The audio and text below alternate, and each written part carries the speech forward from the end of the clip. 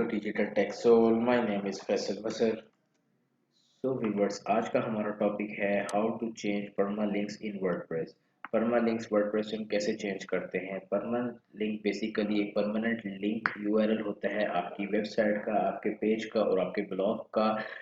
उसको हमने by default जो है ना वो कुछ नंबर्स में आ रहा होता है, उसको हम कैसे प्लेन यूआरएल में कन्वर्ट करते हैं उसके बारे में हम आपको बताएंगे। चले आए प्रैक्टिकल इसको देखते हैं।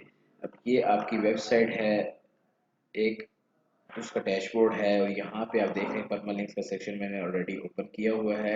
आप कहाँ से ओपन करेंगे, सेटिंग में जाएंगे। सेटिंग में जाके आपने परमालिंक्स पे क्लिक कर देना है, आपके पास ये लेआउट आ जाएगा। तो जब आपके पास फर्स्ट टाइम आप ओपन कर रहे होंगे तो by default day and name select हुआ हुआ होगा। इसका मतलब होगा आपका यूआरएल इस शक्ल में आएगा। उसमें डेट आ रही होगी कि किस डेट को पोस्ट बनाई है आपने, ये पेज बनाया है, उसके साथ यूआरएल आ रहा होगा। इस तरह के जो नंबर्स में यूआरएल आ रहे होते हैं ये एसईओ पॉइंट ऑफ व्यू के लिए जो है ना गलत कॉन्सेप्ट है। हमें एसईओ पॉइंट ऑफ व्यू के लिए जो है ना प्लेन यूआरएल रखना पड़ता है। सिर्फ एसईओ पॉइंट ऑफ व्यू के लिए नहीं, हमें यूज़र फ्रेंडली यूआरएल रखने पड़ते हैं ताकि यूज़र जो है ना उसको पता हो यूआरएल क्या है। क्योंकि अगर हम नंबर में रखेंगे तो यूज़र को डेट वगैरह नहीं याद होगी, तो अब वो आप तक के उस पेज तक एक्सेस नहीं कर पाएगा। तो इसलिए हम जो यहाँ यूआरएल सेलेक्ट करते हैं वो करते हैं पोस्ट नेम। ये आप देख सकते हैं बिल्कुल सिंपल, आपके डोमेन का नाम आएगा और आपके डायरेक्ट उस पेज का नाम आ जाएगा। ये हमने पोस्ट नेम सेलेक्ट करना है और यहाँ से हमने उसको सेव चेंजेस कर देना है, तो हमारा वो अपडेट हो जाएगा यूआरएल।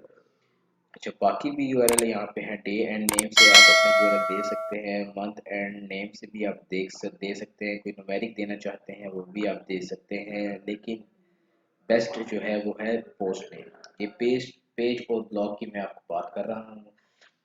और अगर आपका ई कॉमर्स का स्टोर है और उसमें आपके प्रोडक्ट्स भी हैं और कैटेगरीज भी हैं, तो तब आप क्या करेंगे, यहाँ पे नीचे आएंगे तो यहाँ आप देख रहे हैं बाय डिफ़ॉल्ट प्रोडक्ट कैटेगरी लिखा हुआ है, प्रोडक्ट टैग लिखा हुआ है। ये बाय डिफ़ॉल्ट वर्डप्रेस के अंदर ही लिखे होते हैं।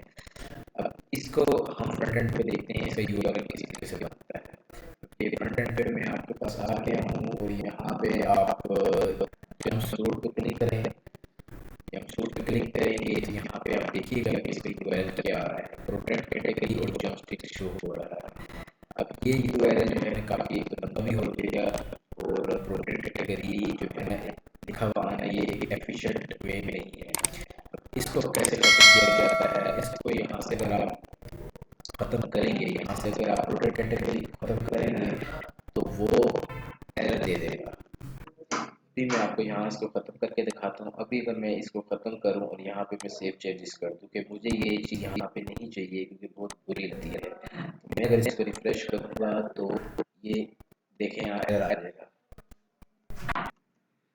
ये चेक करें, यहाँ पे देखें एरर दे दिया है हमने, वहाँ से प्रोडक्ट डैश कैटेगरी को ख़त्म किया है तो यहाँ पे वो एरर आ रहा है। तो इसका सोल्यूशन क्या है, इसका सोल्यूशन है एक एक्सटर्नल प्लगइन हमें लगाना पड़ता है जिसका नाम है परमालिंक मैनेजर। हम वो लगाएंगे तो उससे जो है ना हमारा ये काफ़ी हद तक सोल्यूशन सॉल्व हो जाएगा। तो उसको वो मैं आपको नेक्स्ट वीडियो में बताऊंगा कि परमालिंक के थ्रू हम किस तरीके से इस चीज़ को मैनेज कर सकते हैं। इस वीडियो में जो है मैंने आपको यही बताना था कि कैसे परमालिंक आप पेज और ब्लॉग का पेश करते हैं। मज़ीद अच्छी वीडियो देखने के लिए हमारे चैनल को आप सब्सक्राइब करें, बेल आइकन पर क्लिक करें, कमेंट्स करना ना भूलिएगा। अगर आपको कोई और चीज़ इसके बारे में इशू आ रहा है आप कमेंट करें, हम उसके बारे में वीडियो बनाएंगे इंशाल्लाह। Thank you for watching.